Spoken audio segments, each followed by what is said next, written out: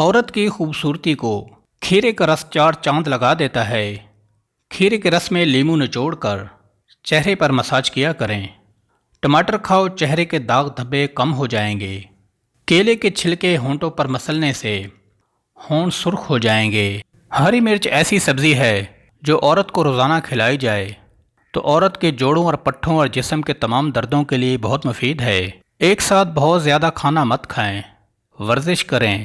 اگر آپ کو زیادہ بھوک ہو تو ایک دم ہی نہ کھانا کھا لیا کریں، بلکہ وقفے وقفے سے کھائیں۔ پانی ہمیشہ کھانے سے قبل یا کھانے کے درمیان میں پئیں۔ کھانے کے بعد کبھی بھی پانی مت پئیں۔ دوپہر کے وقت جو نمکین پانی استعمال کرتا ہے اس کا جگر خراب نہیں ہوتا۔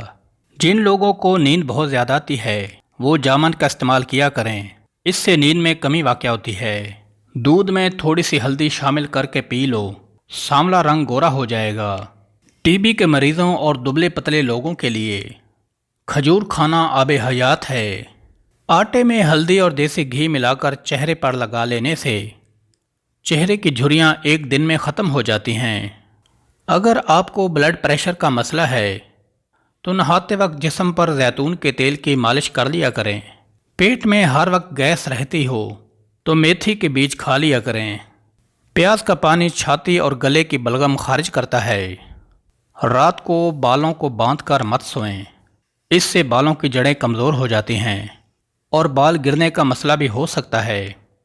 بادام کے تیل سے چہرے کا ہلکا مساج کرنے سے چہرے کے نشان اور داغ دھبے اور چھائیاں ختم ہو جاتی ہیں۔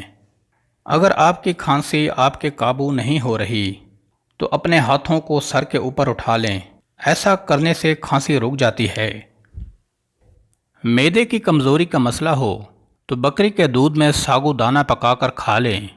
اگر ذہنی دباؤ اور ذہنی ٹینشن کا مسئلہ ہو تو بھنڈی کے بیج کھاؤ، اس سے افاقہ ہوگا۔ یاد رکھیے، کسی بھی دوائی کا استعمال ٹھنڈے پانی کے ساتھ ہرگز نہ کریں۔